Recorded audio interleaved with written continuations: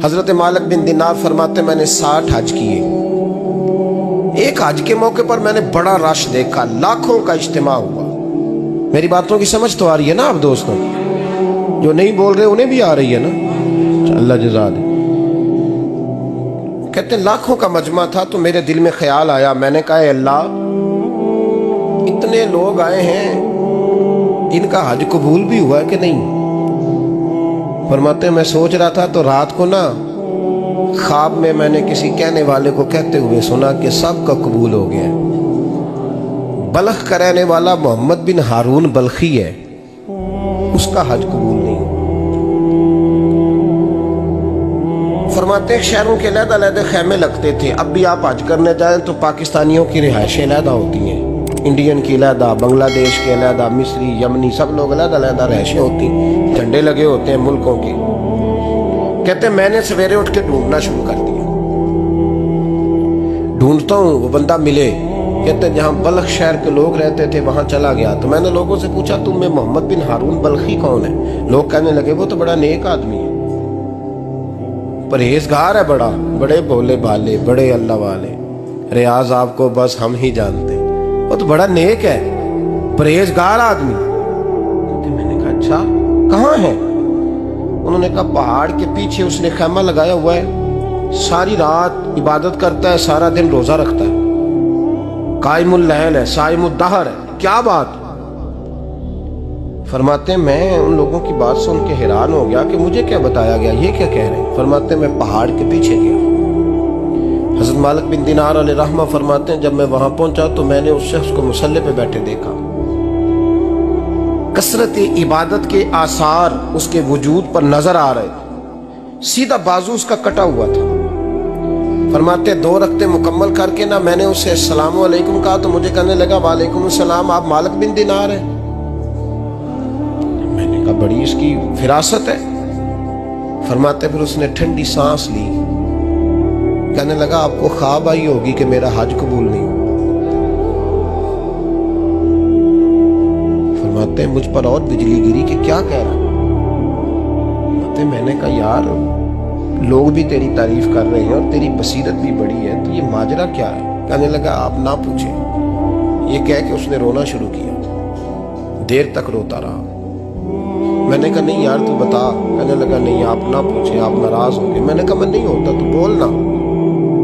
कहने लगा हुजूर 24 साल हो गए मुझे हज करते हुए, 24 साल, 24वां हज है मेरा, और हर साल कोई अल्लाह का वली आके बताता है कि जा चला जा तेरा कोई नहीं कबूल हुआ। बेपरवाही वेख सज्जन दी जिथे किसे दी पेश न जावे, उन्हें ताजा वाले दर दर रोले ते मंगतियां तख्त बिठावे। आजम किसे नु कारा मिलदा ही कोई काबे ओ खाली आवे। कहते हैं उसने मुझे कहा हुजूर 24वां हज है, हर साल कोई बताता है। मैंने कहा तेरी गलती। कहने लगा मैं अपनी माँ का नाफरमान। मैंने कहा वाकया क्या हुआ? कहने लगा हजरत अल्लाह ने मुझे दौलत दी, माल दिया, जमीनें दी तो मैं अय्याश हो गया। इमाम मालिक बिन दिनार रहमतुल्लाह अलैह फरमाते मुझसे कहने लगा पैसे आए तो मैं अय्याश हो गया। रमजान का महीना था, असर के बाद मेरी अम्मा इफ्तारी की तैयारी कर रही थी, मैं गया, मैंने कहा शराब पी हुई, अम्मा रोटी दे, तो अम्मा कहने लगी शर्म कर, शर्म कर, रोजा रखा नहीं तो जिन्होंने रखा है उनका तो ख्याल कर। कहते अम्मा की बात का मुझे गुस्सा लगा। मैं कहा करता हूं बदनसीब है वो बेटा जिसका बाप उससे बात करते हुए डरता है कि पता नहीं कहां से बोलेगा। बदनसीब नहीं वो बेटा जिसकी माँ उससे बात करते हुए सहम जाती है कि पता नहीं कौन सी बोली बोलेगा। बदनसीब नहीं कि माँ बाप भी जिससे खोल के बात ना कर सके। हजरत मालिक बिन दिनार से कहने लगा अम्मा ने जब कहा ना शर्म कर तो मुझे गुस्सा आया, मैंने माँ को थप्पड़ मारा और मेरी माँ जलते हुए तंदूर में गिरी। लोगों ने मुझे पकड़ के अंदर बंद कर दिया कमरे में। सारी रात मैं शोर सुनता रहा पर नशे में धुत रहा। सवेरे आंख खुली तो मेरी बीवी बैग बांध रही थी। मैंने कहा कहाँ जा रही हो? कहने लगी जो माँ का नहीं बना मेरा कैसे बनेगा। मैंने कहा मेरी अम्मा का वो तो लोगों ने रात को ही दफन कर दी जनाजा पढ़ के। तड़प के कहने लगा मुझे क्यों नहीं बताया? तो कहते हैं लोग कहने लगे तेरी मरती हुई माँ कह गई थी इसे मेरा मुंह ना देखने देना। मेरे जनाजे के करीब ना आए। हजरत मालिक बिन दिनार फरमाते हैं जब उसने ये बात सुनाई तो मैंने भी उसके मुंह पे थप्पड़ मारा। मैंने कहा तू इसी काबिल है। कहते हैं वो रोने लगा, हुजूर दुआ करे अल्लाह मुझसे राजी हो जाए। कहने लगा जब माँ की इंतकाल की खबर मिली तो मैंने कुल्हाड़ी लेके वो हाथ काट दिया जिससे माँ को मारा था। मैंने सारी जायदादें खिरात कर दी। 24 साल हो गए, 24 साल। सारी रात नमाज पढ़ता हूँ, रोज़ा रखता हूँ, हज करता हूँ, पर हर साल कोई आके कहता है जा दौड़ जा, तेरा कोई नहीं कबूल हुआ। हुजूर दुआ करे मालिक राजी हो जाए। फरमाते मैं थप्पड़ मार के आ गया। मैंने कहा तुझसे राजी हो जाए इतने जालिम से? इमाम मालिक फरमाते रात को आके सोया तो मुझे ख्वाब में रसूल पाक का दीदार हुआ। तो नबी पाक अलैहिस्सलाम ने फरमाया मालिक तू उसे मायूस क्यों कर आया है? अल्लाह तो बड़ा मेहरबान है। कहा हुजूर माँ के नाफरमान को माफी कैसे मिलेगी? तो इमाम मालिक फरमाने लगे नबी करीम ने फरमाया जा उसे जाके बता दे तुझे कयामत में तेरी माँ की वजह से बख्श दिया जाएगा। कहा हुजूर अम्मा की वजह से किस तरह? तो महबूब फरमाने लगे इसकी माँ कयामत में इसके खिलाफ मुकदमा दायर करेगी रब करीम की अदालत में। ए अल्लाह मैंने 9 माह पेट में रखा, दर्द सह के इसे जना, जिगर का खून पिला के पाला और इसी ने मुझे कत्ल किया। रब करीम इसकी माँ का मुकदमा सुन के कहेगा उठाओ इसको दोज़ख में फेंको, इसने माँ जलाई थी इसे भी जलाओ। महबूब फरमाने लगे जब पकड़ करके मालिक उसको मोहम्मद बिन हारून को लोग ले जाएंगे ना जहन्नम की तरफ, अभी फरिश्ते घसीटेंगे ही तो पलट के फिर अम्मा की तरफ देखेगा और दूसरी दफा फिर घसीटेंगे तो पलट के देखेगा और तीसरी दफा फिर पलट के कहेगा अम्मा ये मुझे जलाने लगे, अम्मा ये जहन्नम में फेंकने लगे। मेरे अबीब फरमाने लगे वो जल के मरने वाली माँ वहां भी बोल पड़ेगी, कहेगी या अल्लाह चल मैंने माफ किया तू भी माफ कर दे। ऐ अल्लाह मैंने माफ किया तू भी माफ कर दे, अल्लाह तू माफ कर दे इसे।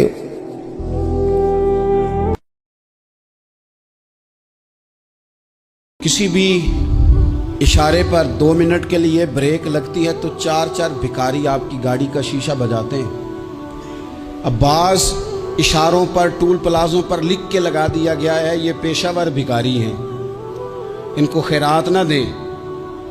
लेकिन मेरा सवाल ये है कि उन सारे भिखारियों को एक जगह पे खड़ा करके पूछना किसने है कि तुम भीख क्यों मांग रहे हो? उनके घरों तक उनके साथ किसने जाना है? कौन आदमी है जो जाके उनसे कहेगा कि जनाब तुम क्यों खैरात के लिए खड़े हो, तुम्हारी मजबूरी क्या है? क्या रियासत की, हुकूमत की, ताजर की, मालदार की, तगड़े आदमी की ये ड्यूटी नहीं? उन तक रसाई किसने हासिल करनी है? वो बेवा जो पिछले साल दरवाजे पे ज़कात लेने आई थी वो इस साल भी आई है। वो खातून जिसे पिछले साल आटे का थैला दिया था वो इस साल भी आई है। वो खातून जो पिछले साल 4 बच्चों को साथ लेकर के छोटों को आई थी वो आज भी उसी तरह कशकोले तलब दराज किए हुए है। और हजरत उमर क्या फरमाते हैं? सैयदना फारूक आजम रदी अल्लाह ताला अन्हु इरशाद फरमाते हैं, इसको इमाम बहकी ने और इमाम सुयूती ने नकल किया है। हजरत उमर फरमाया करते थे कि अगर मैं जिंदा रहा तो इराक वालों मैं तुम्हारी बेवाओं के लिए ज़रूरत का इतना सामान कर जाऊंगा कि बीबी जब तक जिंदा रहेगी किसी की मोहताज नहीं होगी। उसके लिए इस तरह के असबाब पैदा कर दिए जाएंगे कि उसे हाजत नहीं होगी। उसके लिए मुस्तकिल बुनियादों पर उसके अखराजात देखकर उसके लिए एहतमाम कर दिया जाए। उसे दोबारा कशकोले तलब दराज करने की जरूरत नहीं पड़ेगी। एक सहाबी थे हजरत जनाब सैयदना खफाफ बिन ईमा गफ्फारी रदी अल्लाह ताला। इन्होंने बड़ा किरदार अदा किया था मैदान उहद में, इन्होंने और इनके साहिबजादे ने। तो इनकी बेटी एक दिन हजरत उमर के पास आई।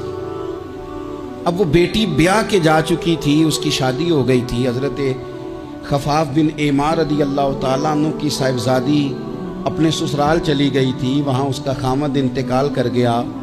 वो खातून वापस आ गई, वो हजरत उमर से मिली, बेवा औरत। उस बेवा खातून ने आके, यहाँ तो मेरे भाई वो फौजी बेचारे जिनकी बीवियाँ, जिनको एक तकरीब में तो खूब एवार्ड देने के लिए बुलाया जाता है, मैंने यतीमी का वक्त गुजारा है, मुझे पता है कि 2-4 महीने लोग आके कहते हैं कोई हुक्म होया तो दस आ जाए, फिर जब 1 साल गुजर जाता है तो फिर लोग कहते हैं 4 भरा ने काम क्यों नहीं करते।